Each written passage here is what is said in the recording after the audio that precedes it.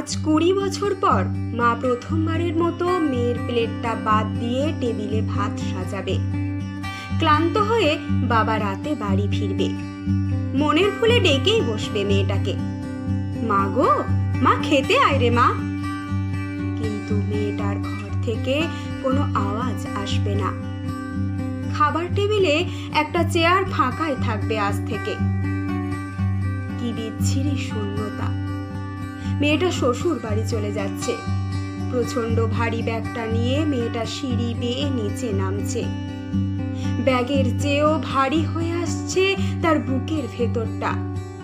মেয়েটা 1 পা 2 পা করে নিচে নামছে।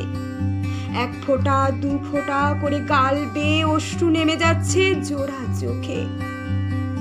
20 বছর ধরে ওলট পালট হয়ে থাকা মেয়েটার ঘরটা আজ খালি হয়ে গেল, সাথে মায়ের বুকটাও।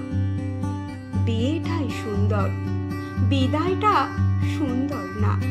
খুব কষ্টের, খুব যন্ত্রণার।